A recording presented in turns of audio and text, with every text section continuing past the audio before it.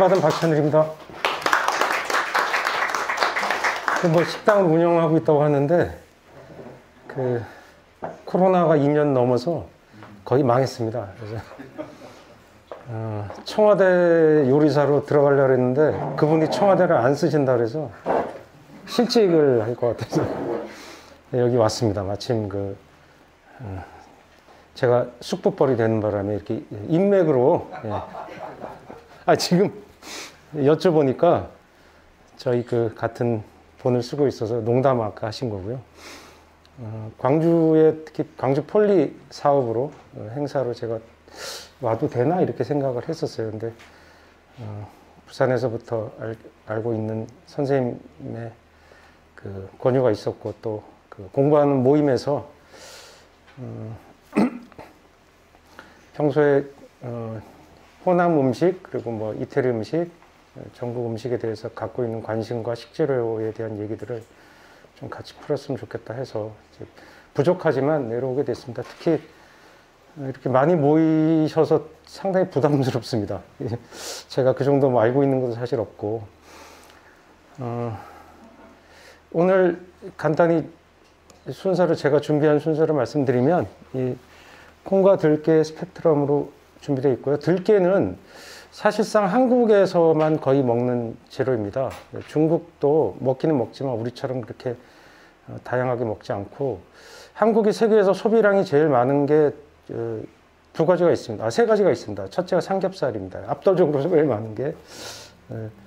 두 번째가 이제 마늘입니다. 세계 1등은 중국인데요. 그건 마늘종을 포함해서 그런 거고 우린 마늘종을 거의 안 먹고 매운 열매만 먹잖아요. 씨만 먹잖아요. 그래서 그거 기준으로는 세계 1등입니다. 3등이 이태리가 됩니다. 3등. 여튼 우리가 진짜 많이 먹는 재료들 삼겹살, 그다음에 마늘, 그다음에 들깨. 들깨는 기름으로 하고 순댓국으로 많이 드십니다. 추어탕 같은 건 그렇게 많이 드시지 않기 때문에 주로 순댓국에 드십니다. 순댓국은 제가 알기로는 순댓국이나 탕에 들깨를 쓰는 방식은 전라도의 방식입니다. 근데 서울의 사람들도 부산 돼지국밥이 안 되는 게 부산 돼지국밥 맑게 나오고 들깨가루를 안 씁니다. 안 쓰니까 서울 사람들은 들깨가루를 넣는 걸 좋아하거든요. 근데 그런 방식이 조리의 설계가 달라져서 부산 돼지국밥이 서울에서 장사가 안 돼요. 그럼 왜 서울의 순댓국밥은 왜 들깨 쓰느냐? 호남 사람들이 상경에서 장사를 하신 거예요. 그래서 특히 호남인들이 파워가 강한 쪽에 순댓국이 세고 예를 들면 도봉구, 은평구, 서대문구, 그다음에 제일 센 데가 관악구입니다. 관악구는 선거하면은 무조건 민주당에서 1등하는 관악구인데 지금은 이제 거기가 동네가 봉천 1동부터 뭐 신림 막 신배동까지 있던 게 싹 돼서 새로운 일종의 도시 개편이 이루어지면서 거기에 산동네가 없어졌어요. 예를 들면 제가 선배한테 옛날엔 편지 썼잖아요. 장례 편지를 사랑한다고 써서 보냈는데 그 편지가 반송돼 돌아왔어요. 그래서 대학 때요. 그래서 그 편지가 왜 반송됐는가 봤더니 이 양반이 신림동 108번지라고 썼는데 우체국에 가서 항의를 했더니 3,000세대가 산답니다. 108번지. 그래서 찾을 수가 없었어요. 그 당사자를. 그 동네가 호남인들이 제일 많았고 지금도 그래서 신림 순대타운이 이렇게 개편돼서 젊은 사람들의 명소로 상당히 유명합니다. 여튼 그쪽 순댓국, 들깨 이런 음식들이 세계적으로 우리가 소비량이 굉장히 많고 들기름은 실제로 나물 무칠 때 참기름과 거의 빈도가 지역마다 상당히 어깨를 겨뤘는데 점차 참기름의 강력한 맛이 밀어내면서 지금은 생산량 소비량이 한 10대 1 정도 그렇게 차이가 많이 나는 걸로 알고 있습니다. 그래서 특히 참기름이 중국에서 참깨가 농사가 잘 되면서 한중 수교의 영향으로 조선족 분들이 보따리 장사로 우리나라 참깨 시장을 좋게 말하면 양적으로 팽창시켰고 나쁘게 얘기하면 교란시켜가지고 참깨 농사가 상당히 어려움을 많이 겪었죠. 깨 농사는 아시다시피 너무너무 힘들고 과실을 소출을 얻는 게 너무 힘든 거기서 잡곡도 아닌 종실 작물이긴 한데 너무너무 힘든 거라 점점 짓는 게 어려워지고 있습니다. 단가는 센데 생산량은 감소하는 특이한 현상이 벌어지고 있죠.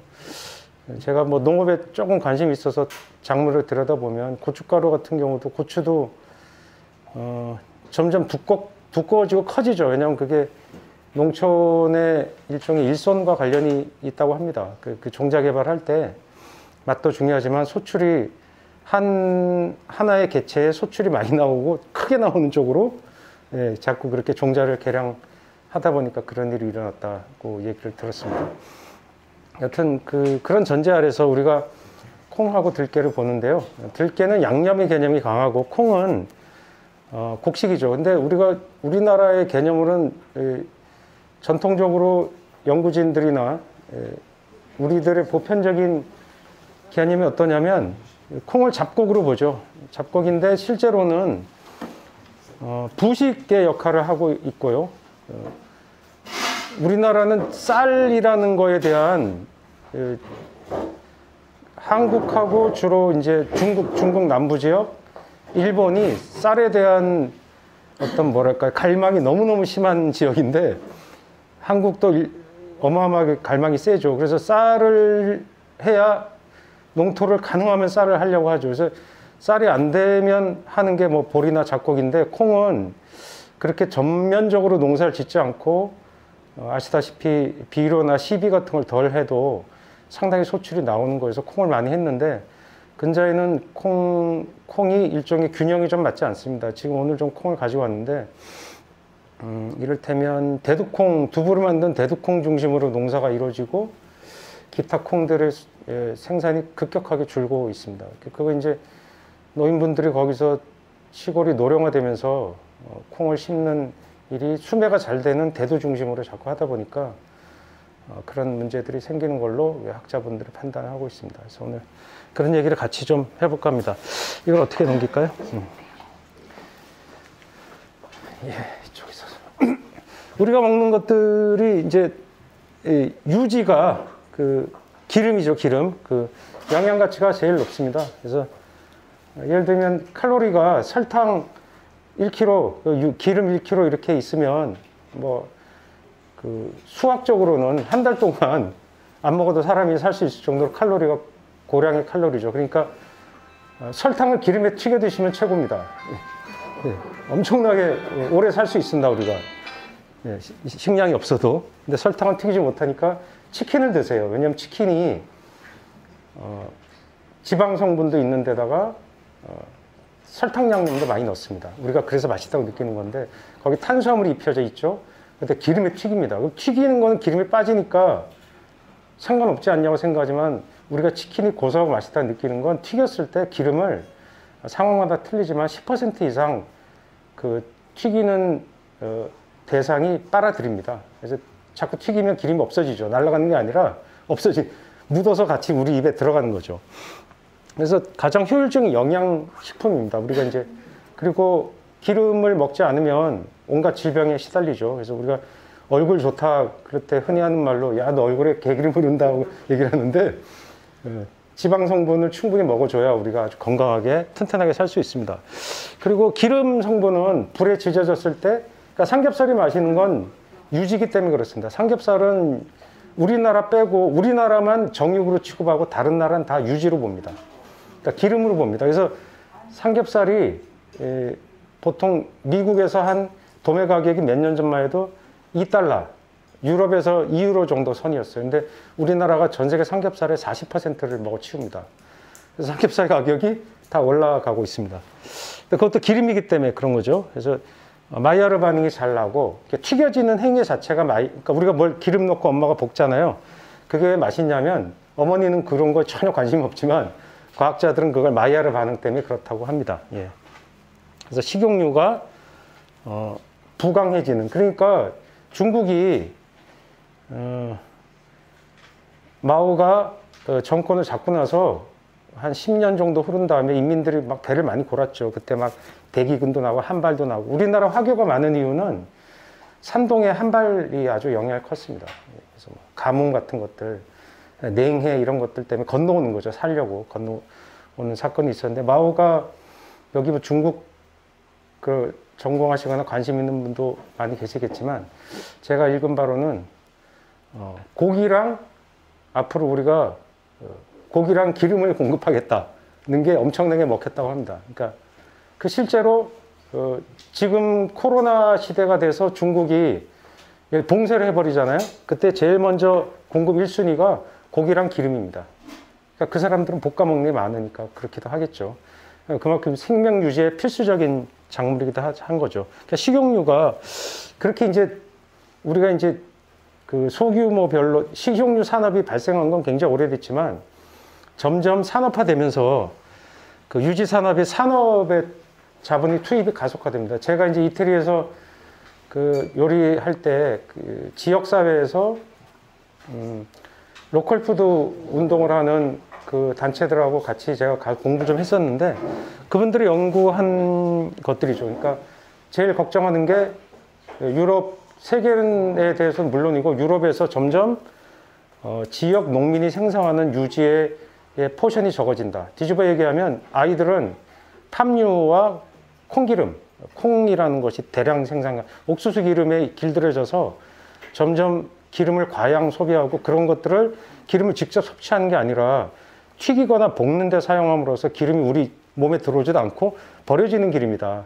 그러니까 치킨을 많이 먹으면 집으로 황폐화시키는 거예요. 간단히 얘기를 하면. 예, 그렇게 돼 있습니다. 그래서 기름을 우리가 직접 먹을 수 있는 기름, 먹어서 몸에 좋은 기름을 많이 생산하자. 그러니까 BHC인가 BBQ인가 거기서 뭐 올리브유를 튀겼다, 그거는 아무 의미가 없는 겁니다. 과학적으로 올리브유를 튀기나 콩기름을 튀기나 우리 몸에 끼치는 영향은 차이가 없어요. 그러니까 올리브유에 튀기면 좋을 것 같죠? 전혀 관계가 없습니다. 그리고 그 기름은 그 올리브유의 특성을 갖고 있지 않아요, 사실상. 그러니까 그것 때문에 지금까지 시키시고 쿠폰을 챙기신 분은 다 버려주세요. 아무 의미가 없어요. 여튼 먹을 수 있는 유지를 먹자, 식용유를 먹자. 그래서 올리브유는 원래 그래서 난로도 많이 먹습니다.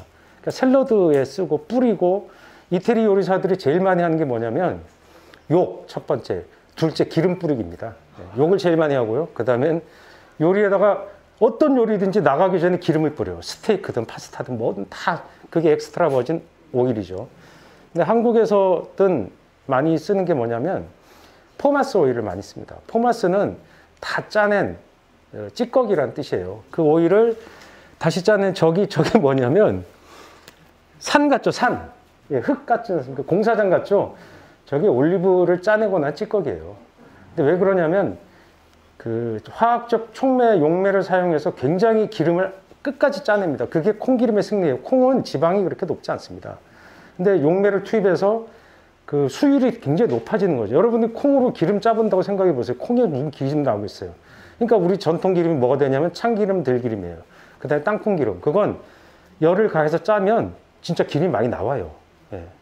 근데 콩은 백날 해봐야 안 나옵니다. 그러니까 산업의 콩이 콩기름이에요. 그러니까 우리나라 역사적으로 콩기름이 별로 없습니다. 그리고 콩보다는 효율이 좋은 참기름이나 들기름을 많이 썼겠죠. 뭐 유채나 이런 것들도 넘어왔고. 그래서 저걸 짜냈잖아요. 그래서 저게 완벽하게 포마스 된 상태의 오일이에요. 그러니까 기름은 이제 순서가 있죠. 엑스트라 버진부터 쭉쭉쭉 있는데 뭐 콜드 프레스드, 뭐 그다음에 첫 번째 짰냐, 두 번째 짰냐, 산가라고 있습니다. 에시드에 대한 어떤 그 등 위에 따지기도 합니다. 이럴 때 제가 올리브 얘기를 하면 그러면 뭘 사야 되냐고 물어보시는 분들이 계신데, 올리브유가 몸에 좋아서 드시는 건 의미가 없어요. 그냥 들기름이나 참기름을 드시면 되고, 가열을 적게 하거나 요새는 그런 것들이 나오거든요. 그런 것들을 사서 드시면 몸에 다 똑같이 좋아요.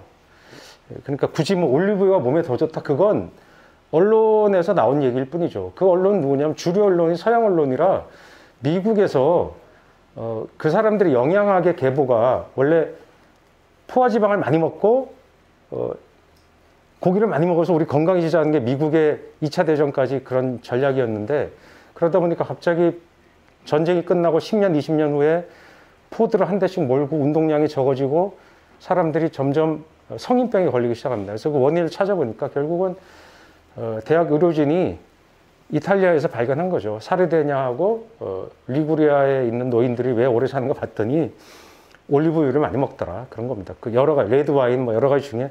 근데 거기 간과한 게 운동량이 많은 거였어요. 많이 움직이는 거죠. 근데 올리브유를 많이 근데 서양에서는 그렇게 판단했지만 참기름, 들기름을 그 사람들이 알 리가 없는 거죠. 그러니까 올리브유라는 건 물론 좋은 기름이지만 그것만 좋은 기름은 절대 아니죠. 콩기름도 올바른 방식으로 압착해서 짠다면 우리 몸에 좋아요. 그러니까 뭐 오메가3, 6 뭐 이런 거 있잖아요. 그 비율, 그리고 뭐 몸에 좋으려고 그거 먹어봐야 흡수 잘 안 됩니다. 제가 알기로는. 흡수율이 10%, 15%밖에 안 돼요. 여튼 그 팜유 같은 것들, 팜유는 정글이나 그런 야지를 자꾸 개량해서 팜이라는 게 야자 열매예요. 그래서 더운 곳에 자라니까 우림이, 열대 우림이 파괴됩니다. 뭐 브라질 같은 데가 세계에서 콩, 옥수수, 팜 생산량이 어마어마합니다. 그게 거기가 우리나라 세계 허파라고 하잖아요. 뭐 그런 문제들이 여전히 우리가 이러고 있는 동안에도 벌어지고 있죠.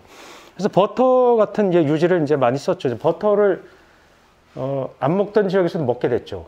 예를 들면 뭐 인도는 원래 버터를 먹었죠. 소는 고기는 안 먹지만 대부분 치즈의 형태나 버터의 형태로 사용하니까.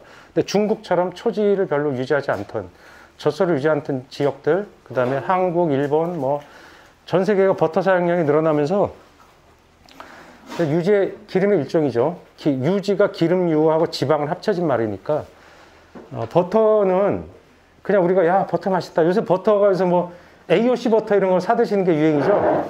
그거 뭐 미식으로서 얼마나 좋고 드시는 건 다 좋은데 알고는 있자. 뭐냐, 버터는 뭐 포화지방이어서 뭐 몸에 좋다 안 좋다 이런 것도 맛있어요. 맛있는 물질이죠. 그리고 버터로 저 다이어트 하시는 분도 있잖아요. 방탄커피 이런 거. 실제로 효과가 있습니다. 오래 하지 못해서 그렇지. 근데 버터를 과용하게 소비하다 보니까 일어나는 게 초지를 만들어야 돼요.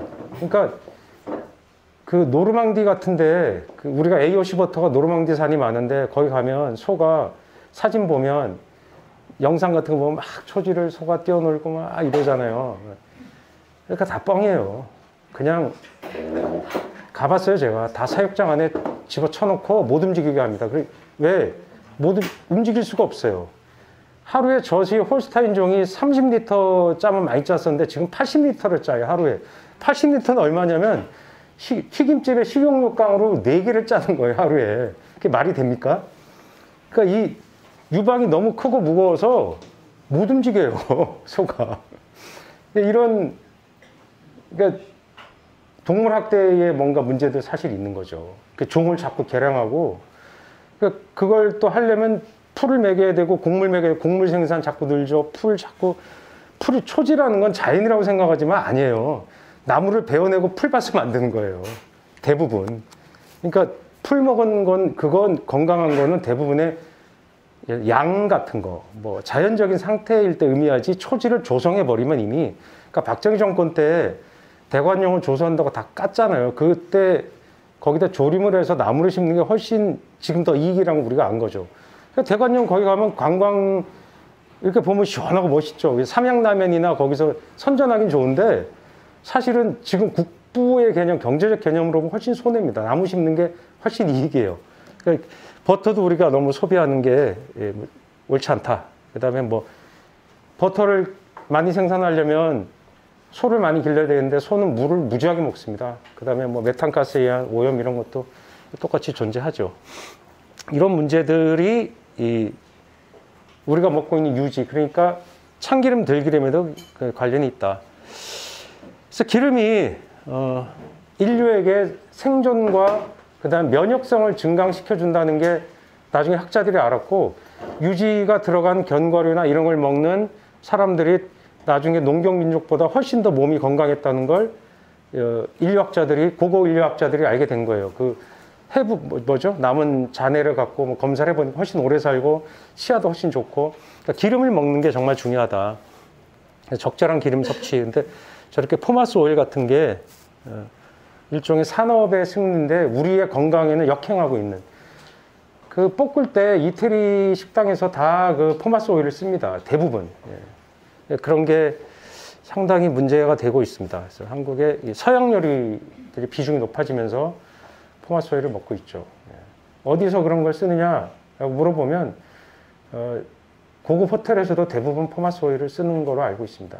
그래서 이태리에서는 격렬한 논쟁이 있었는데 거기도 산업 구조가 한국처럼 왜곡되고 자본 중심으로 굴러가다 보니까 결국 허용이 됐는데 그것 때문에 농부들이 엄청나게 데모하고 그랬습니다. 그 돈벌이가 아니라 우리 애들한테 쓰레기 기름을 줄 것이냐.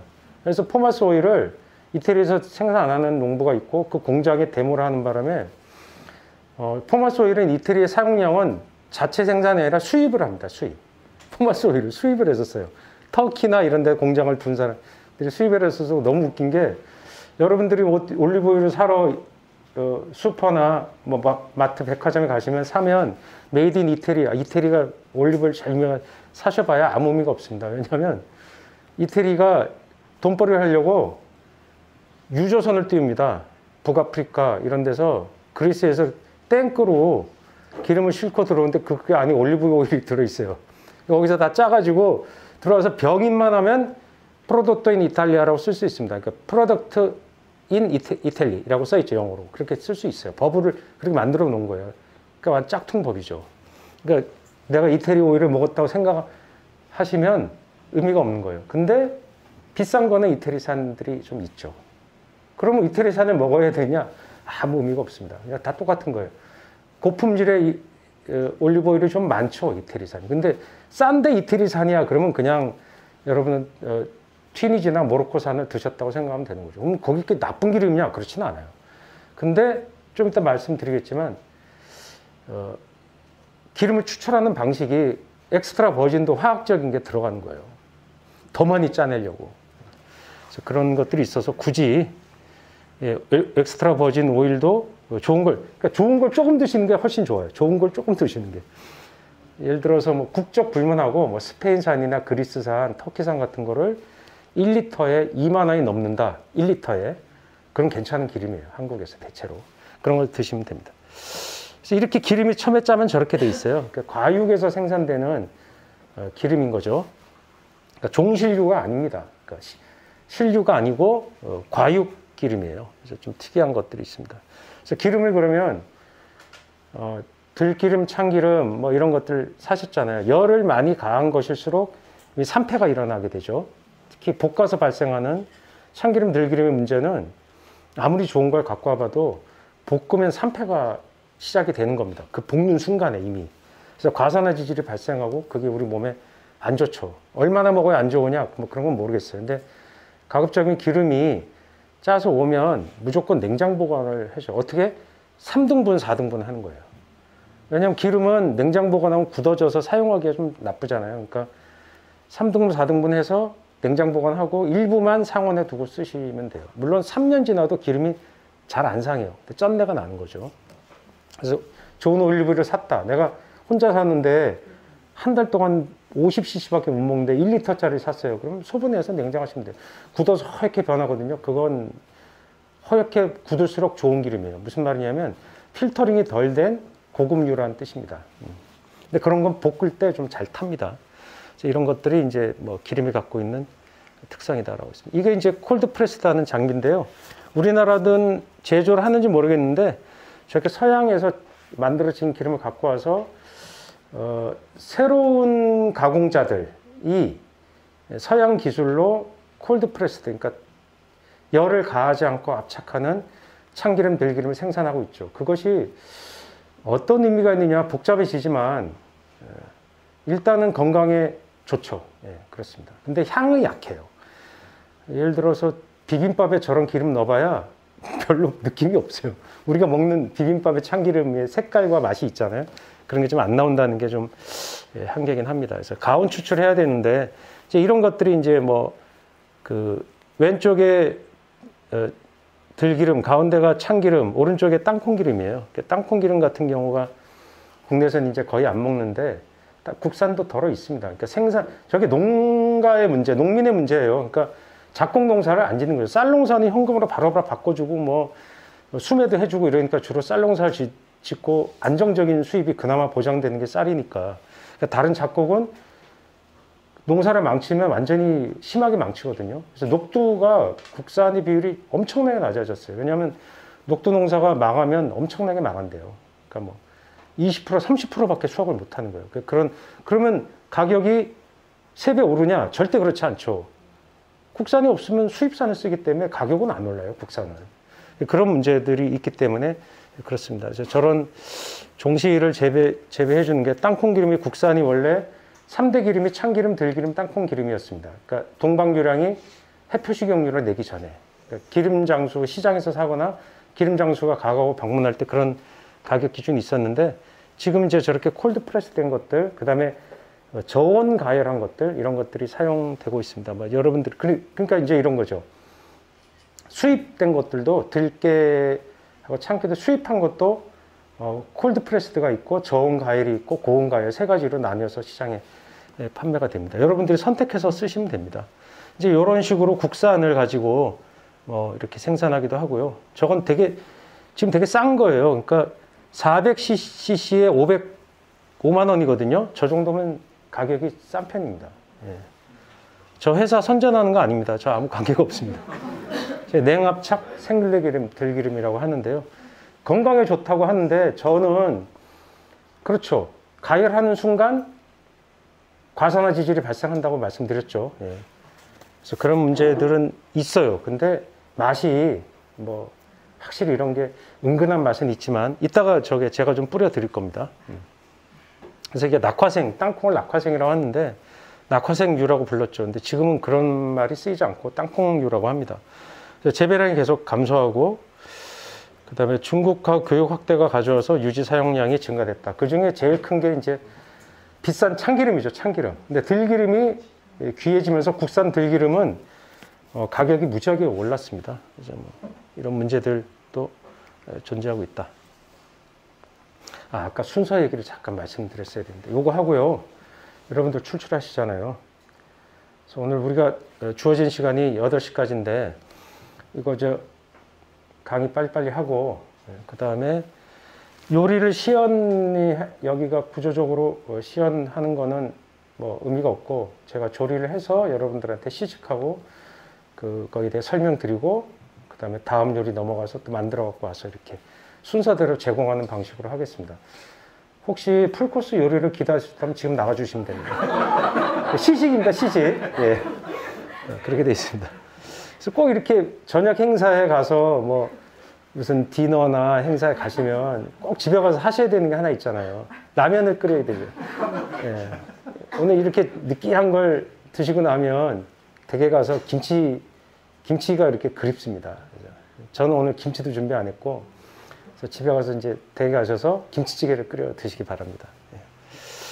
참기름이 문제죠. 그렇죠. 들기름보다 사용량이 한 10배 이상 높아요. 근데 점점점 조금 좀 덜하긴 합니다. 근데 수입 문제 같은 거, 그 다음에 참기름 재배래. 말이 안 되네요. 예. 참기름 소비의 가속화, 특히 중국, 일본, 한국의 사용량이 계속 늘고 있어요. 그러니까 심지어 우리가 고기 먹을 때도 참기름을 주잖아요.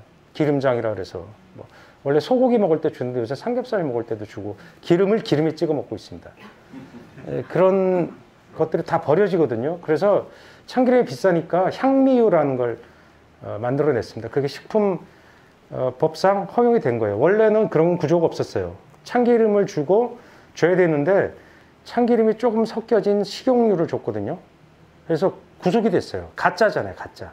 식품위생법에 구속이 됐는데 그게 현실하고 안 맞는 거죠. 그래서 향미유라는 것이 시장에서 허용이 됐습니다. 그래서 참기름이 얼마 이상 포함이 되면 향미유라는 이름으로 팔립니다. 근데 우리가 살 때는 우리가 시장에서 상인들이 식당 주인들이 납품받거나 하는 건 그걸 다 참기름이라고 생각해요. 근데 겉에 보면 향미유라고 써 있습니다.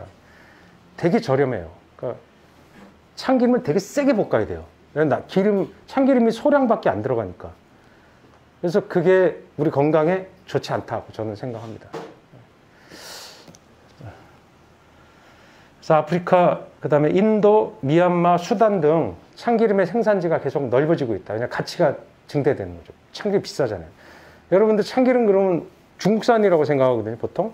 중국산 참기름 별로 없어졌어요. 왜냐면 중국도 비싼 거예요, 이미. 주로 어디 걸 쓰냐면, 통깨는 수단산이나 인도산이 많아요, 통깨. 근데 그게 기름이 잘 안 나오고 맛이 없어요. 기름이 잘 나오는 건 한국산, 중국산이 기름이 잘 나옵니다. 그래도 이렇게 그래서 섞여 있는 경우가 많아요. 원산지가 중국, 인도, 수단, 미얀마가 섞여서 이렇게 기름이 나오는 경우도 있습니다. 그래서 참기름, 저거는 오뚜기는 이제 중국산, 수단산 이런 거 섞어 쓰죠. 그래서 수단의 참기름이 기사가 한번 나왔는데, 알카에다가 저기, 그러니까 무슬림 지역이잖아요, 수단이. 그래서 알카에다의 그 전투자금으로 참깨 판매 대금이 쓰인다는 게 미국 CIA의 주장입니다. 제가 확인한 건 아니에요. 그래서 들깨 같은 경우는 우리가 이제 최근에는 옛날에는 주로 기름을 짜는 용도, 그 다음에 뭐 과자에 쓰는 용도로 많이 썼는데, 종실 작물이면서 또 엽채 작물이기도 하죠. 왜냐하면 삼겹살 집의 득세 때문에 그래요. 고기 싸먹는 용도로 많이 쓰고, 우리가 나물로도 좀 무치고 했는데, 그러니까 생채소로 무지하게 판매하는 게 많습니다. 깻잎이. 그래서 저런 걸로도 쓰고, 깻잎 중심으로 쓸 거냐, 열매를 해서 기름을 쓸 거냐라고 농민들이 판단해서 또 많이 하겠죠. 고깃집 수요 증대가 되면서 재배가 계속 확대되고 있습니다. 고깃집의 수요가 들깨의 생산량에 영향을 크게 줍니다. 상당히 영향을 많이 줘요. 되게 재밌는 현상이죠. 그러니까 90년대 이후, 2000년대 이후의 어떤 통계상 그렇습니다. 들깨는 아까 말씀드렸듯이 남도에 특히 이제 호남 지역에 흥미로운 조미료로 사용되고 있습니다. 근데 역시 기름은 짜 두면 산패 문제가 항상 발생하죠. 그래서 국내 생산으로는 수요 대응이 좀 안 됩니다. 그래서 수입이 많아질 수밖에 없고, 특히 들깨는 산패가 무지하게 빨라요. 그래서 근데 특히 이제 맛있는 게 떡 같은 데 쓰거나 이런 데 보면 들깨를 거피해서 쓰거든요. 그런 건 냉장 안 하면 그냥 바로 상해버립니다. 진짜로 예민해요. 거피한 것도 저온으로 냉장해야 되는데 그냥 실온에서 대부분 실온에 유통됩니다. 그러니까 우리가 그런 것들을 그냥 영세하다고 해서 그냥 방치하는 게 아니라, 그런 게 이를테면 요리사도, 그 다음에 유통하는 사람들이, 소비자들이 자극을 안 주면 안 변하죠. 지금 그래서 변한 게 많이 있거든요. 소비자들이 변하니까, 예를 들어 콩나물 같은 거죠. 좀 이따 보면.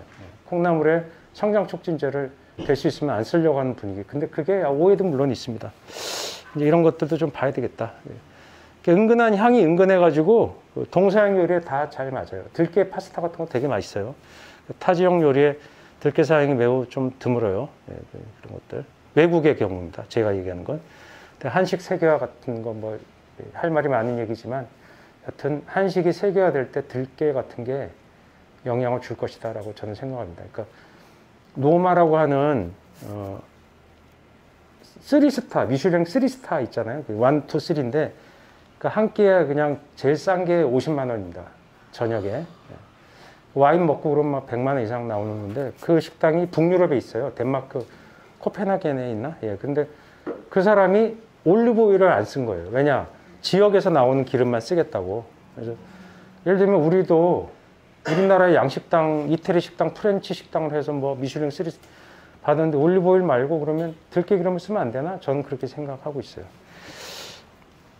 그래서 콩으로 넘어가면, 이제 잡곡은 우리나라는 오죽하면 잡이란 말을 썼겠어요. 잡은 꼭 나쁜 뜻은 아니지만 이때는 주곡에 대응되는 말로 잡곡이라고 하죠.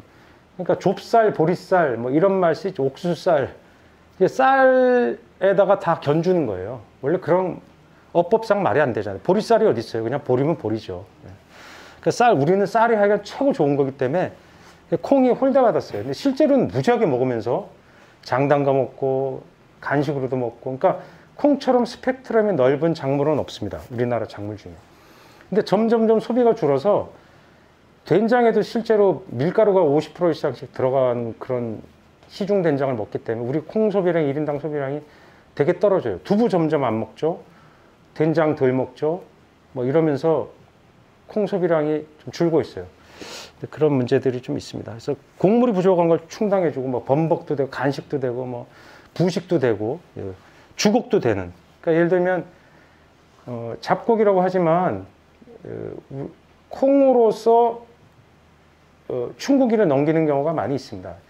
작년에 가을에 걷었던 콩으로 춘국기를 넣거나 풋콩을 삶아갖고 일찍 그 여름에 힘들 때 넘기고 그런 경우가 많이 있었어요.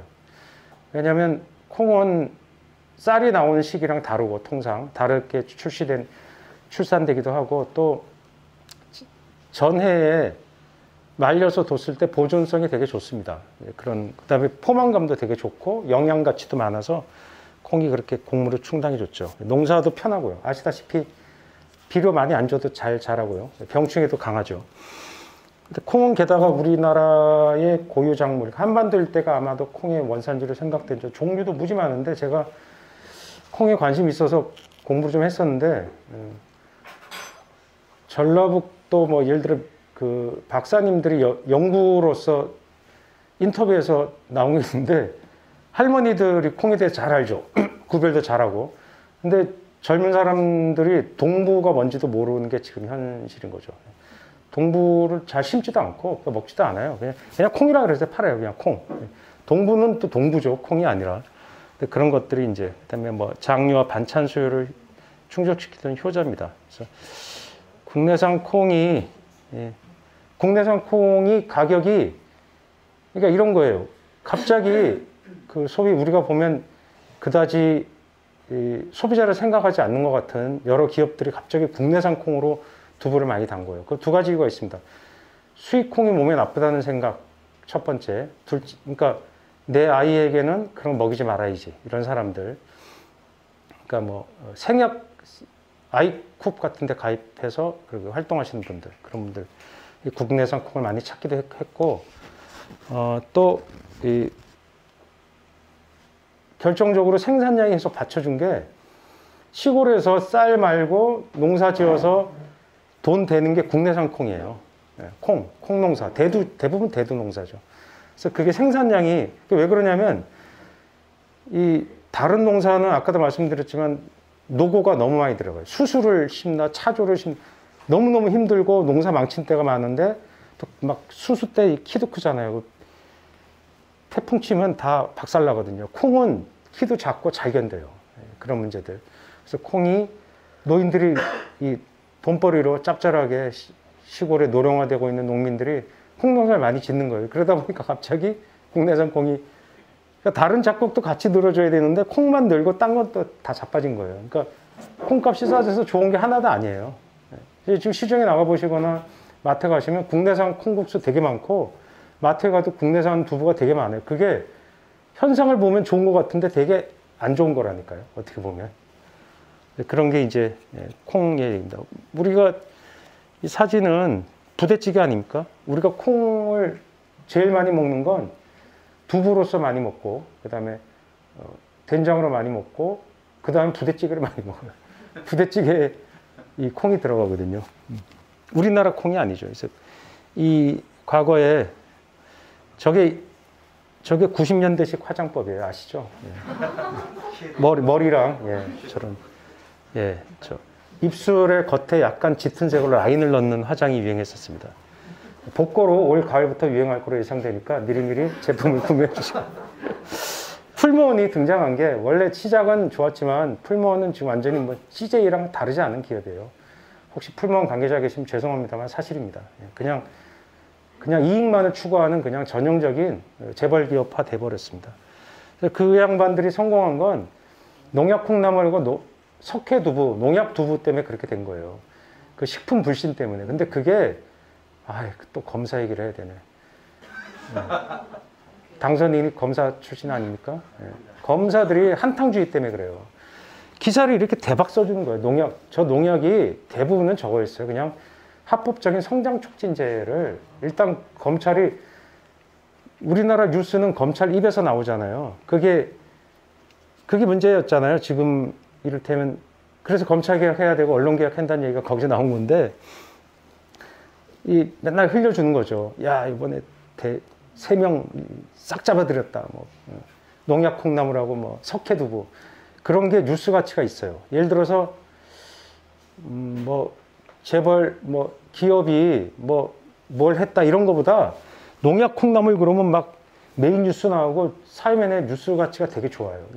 저게 하필 맨날 저게 걸린 거예요. 그러니까 잘 먹어주니까 계속 크게 써요. 별것도 아닌 거. 가정에서 쓰고 검사가 한 말 그대로 쓰고 그래서 문제가 됐던 겁니다. 그래서 예를 들면 식품 불안증을 역이용한 마케팅이죠. 언론 마케팅하고 검찰 마케팅이 먹어준 게 그것 때문에 우리나라가 콩나물하고 두부 산업이 엄청나게 커졌어요. 다른 거는 수입 그렇게 먹는데 두부랑 콩나물은 국산을 먹습니다, 주로. 여전히 시중에는 물론 수입 콩으로 만들지만 자기가 돈 주고 살 땐 국산 콩하고, 그렇죠, 여러분들. 국산 별로 안 비싸요, 생각보다. 이런 것들이 있습니다. 물론 촉진제를 씁니다. 근데 우리 몸에 그렇게 안 쓰는 것도 있죠. 안 쓰면 콩나물이 일주일 길러야 돼요. 제가 2채를 좀 취재를 해봤는데 워낙 영세하거든요. 그래서 그분들이 대기업에 이제 납품하잖아요. 그 농약 맞죠. 우리 콩 두부, 우리 콩 하면 마진이 너무너무 적어요. 그래서 안 할 수가 없이 마지못해 하는 상황이 벌어진 거죠. 저런 것들이 이제 그 소비자와 운동이 내 새끼, 내 몸에 농약 안 친 걸 먹겠다는 걸로 시작한 거죠. 그러니까 조합은 우리 시민이 연대하고 우리 이웃이 연대해서 우리가 쓸 걸 우리가 만들자 하는 게 원래 조합인데, 우리는 농약 친 것 때문에, 언론의 자극 때문에 조합 운동이 활발해졌다는 게 너무 서글프죠. 그게 지금 아이쿱의 어떤 위상하고도 물려 있습니다. 좀 부정적인 측면이 발생했다는 뜻입니다. 그래서 콩나물 이렇게 자라는 거 보면 콩나물이 이제 살려고 용을 씁니다. 콩나물 공장에 한번 가보시면 이렇게 손을 넣으면 뜨끈뜨끈해요. 열이 자기가 자랄 땐 열이 발생하는 거죠. 그래서 물이 정말 중요해요. 그래서 전죽 콩나물이 맛있는 게 물이 좋아서 그렇다고 합니다. 좋은 물을 줘야지 맞고요. 근데 예를 들면 허가받지 않은 지하수를 사용도 많이 하죠. 수돗물보다 싸니까. 그런 것도 여전히 문제가 있습니다. 실제로 우리가 먹는 건 이런 거 많이 먹는 거죠. 베이크드 빈.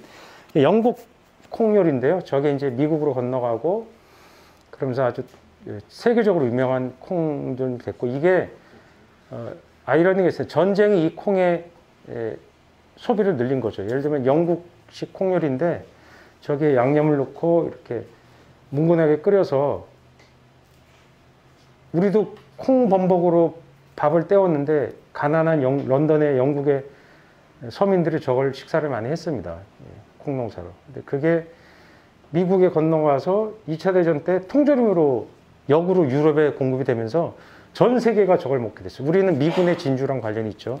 미군이 들어오면서 저 베이크드 빈을 갖고 오면서 우리가 무지하게 먹게 됐고, 부대찌개에 넣으면서 우리가 누구나 즐기는 행복한 요리가 됐습니다. 그래서 저걸 지금도 많이 팔고요. 인터넷에서 팝니다. 지금 오늘은 제가 첫 번째 우리 콩, 동북콩이랑 여기서 보시면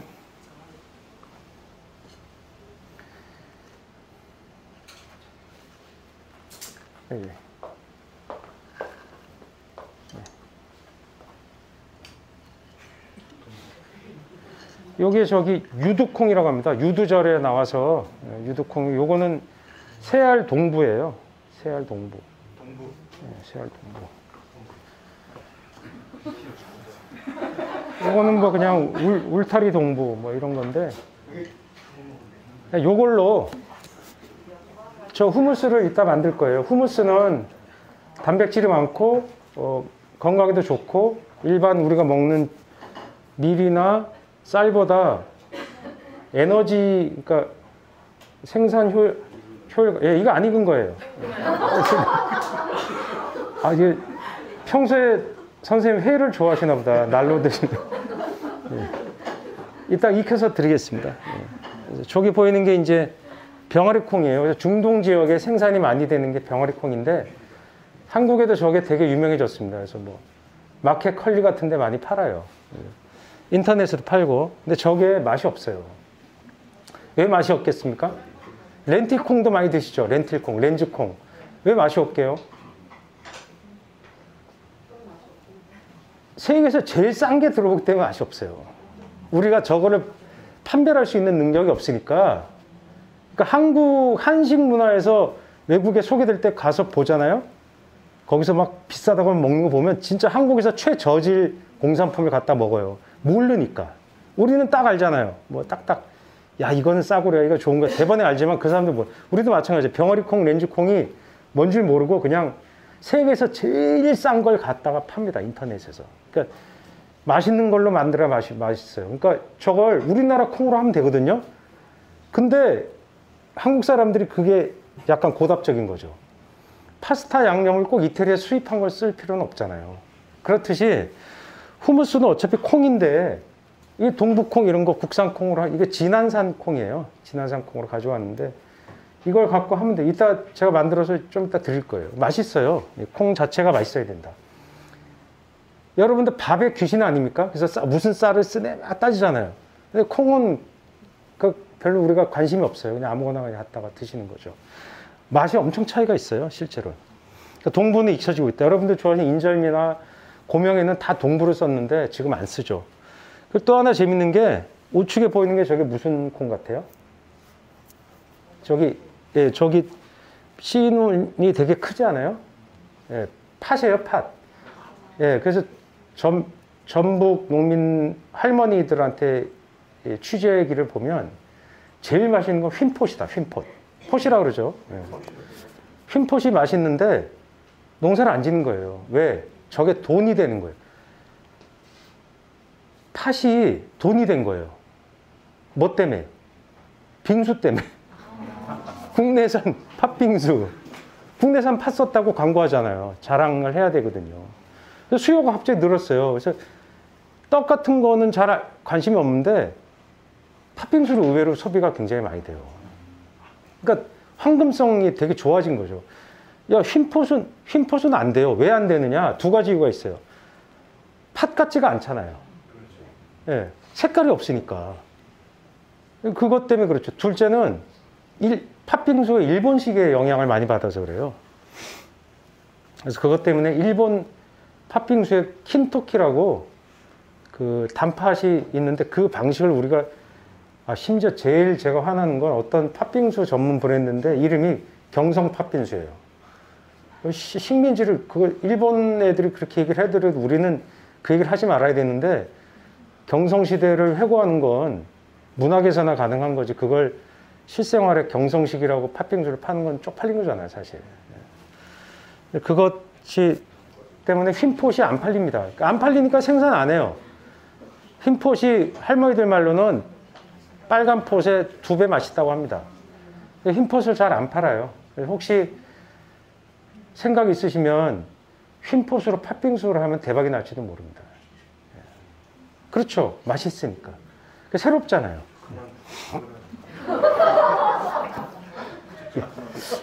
저랑 같이 동업을 시간이 저희 약간 이제 빨리 끝내도록 하겠습니다. 그래서 맛의 방주라고 이태리에서 세계 운동으로 시작한 게 이제 슬로우 푸드인데 우리나라에 들어와 있고 뭐 저희 종을 지키자는 운동 중에 이제 맛의 방주가 뭐 아시죠? 그 큰 배에다가 인류가 망하고 나도 지구가 망해도 종을 보존하기 위해서 싣고 노아의 방주가 생기는데 거기서 온 거예요. 그래서 한국에도 쟤네들이 이제 자기 영향권을 펼쳐야 되니까 운동도 하고 우리나라에 자생적으로 운동하시는 분들이 있어요. 그래서 보존하는데 재밌는 게 전 세계적으로 이태리 뭐 프랑스 다 있어요. 미국 지부가 뭐 과테말라도 있고 아프리카 다 있어요. 한국, 일본 다 있습니다. 제일 많은 작물이 뭐게요? 콩이에요, 콩. 콩이 유전적으로 제일 다양합니다. 그만큼. 우리나라도 쌀 종 고대미부터 다 쳐봐야 지금 심는 거는 몇 종 안 되고 뭐 토종 다 긁어먹어야 얼마 안 돼요. 근데 콩은 엄청나게 많습니다. 그래서 콩의 분류도 안 일어나고 있어요. 학문적으로 다 분류도 못할 정도로 콩의 종류가 많고 지역성이 강하고 되게 복잡한 거예요. 콩이. 그만큼 다양한 게 콩이다. 근데 우스갯소리로 먹으면 다 똑같다. 이런 말도 있습니다. 그래서 콩이 종다양성의 핵심 작물로서 학자들이 관심을 갖고 있고 운동하는 사람들이 신경 쓰고 있습니다. 우리도 좀 다양한 콩을 더 먹어주자 이렇게 생각이 듭니다. 맛있는 콩, 휜폿. 콩은 타이밍이 정말 중요합니다. 생산하고 대부분 그렇지만 저온으로 저장하거나 그러면 좋은데 콩이 사람들이 뭐 맛의 스펙트럼 분별도 못하고 그러니까 그냥 마구잡이로 유통됩니다. 관심이 없는 거죠. 냉장해야 되면 저온 창고 쓰면 전기세 나가잖아요. 그러니까 그냥 말려갖고 그냥 해요. 그러니까 맛이 없어요. 대부분은 수확하고 빨리 먹어야 맛있어요. 그러니까 밥에 두어 먹거나 이럴 때도 수분을 잃기 전에 먹어야 맛있거든요. 그러니까 옥수수 같은 경우도 제일 맛있는 옥수수는 내가 옥수수를 사갖고 여러분들이 까갖고 삶으면 맛있을 것 같죠. 천만의 말씀이에요. 옥수수는 까갖고 산지에서 삶는 게 제일 맛있어요. 그래서 냉동 유통하는 게 진짜 제일 맛있습니다. 진짜예요. 예. 그래서 살림 거덜낸다는 옥수수가 있는데 네이버 쇼핑에 팔아요. 예. 진짜 맛있어요. 옥수수를 먹다가 살림이 거덜날 정도로. 그러니까 옥수수라고 치시고 네이버 쇼핑에서 옥수수 치시고 사람들이 제일 많이 사 먹는 거 보면 그게 그거예요. 왜 맛있냐? 산지에서 초당 아니에요. 그 찰옥수수예요. 찰옥수수. 초당은 그린 자이언트 옥수수 그거예요. 똑같은 종이에요. 예, 외국에서 가져온 종을 우리가 개량해 갖고 만드는 게 초당 옥수수예요. 그러니까 샐러드로도 먹을 수 있는 옥수수죠. 찰옥수수는 삶아야 돼요. 저기 혹시 콩이 쫄아붙지는 않았겠죠? 냄비에? 예. 그래서 타이밍이 중요하다. 콩에 그러니까 철마다 먹어야 된다. 완두콩 같은 경우는 봄에 나오니까 봄에 먹고 여름콩, 가을콩 이렇게 드시면 좋겠다. 그래서 콩은 마이야르도 잘 나는 거죠. 저게 짜장이 마이야르를 세게 낸 거죠. 콩을 기름에 볶았으니까. 그래서 된장도 볶아서 된장찌개 끓이면 더 맛있습니다. 기름을 아주 소량 써가지고 돼지비계 같은 데다 볶으면 맛있습니다. 이 아까 보셨던 킨토키입니다. 저게 일본식 팥빙수를 얘기하는 거예요. 저 팥, 조린 팥, 설탕에 조린 팥을 킨토키라고 합니다. 저게 우리나라 팥빙수의 원형이어서 그런지 몰라도 휜폿은 쓰질 않아요. 팥빙수에. 비주얼상 그게 안 나오니까 그런 것들도 좀 고민해 봐야 되겠다. 그죠? 후무스를 이런 식으로 만드는데 병아리 콩으로 만드는데 우리 콩으로 만드는 게 훨씬 맛있어요. 병아리 콩 쓰는 것보다. 요새 후무스가 비건들이 되게 좋아해요. 단백질이 많고 포만감도 들고 또 좋은 재료로 그러니까 건강한 소비, 건강한 지중해식 재료를 만들거든요. 중동 요리인데 그 유럽이나 이런 데서도 많이 먹어요. 우리나라도 비건들이 저걸 수용하기 시작했습니다. 이따가 만들 요리가 그겁니다. 그럼 어떻게 하면 지구를 살릴 수 있을지도 모르는 콩을 많이 드시자. 이게 오늘 준비된 얘기의 핵심입니다. 콩을 먹자. 예. 그래서 여기까지 말씀드리겠습니다.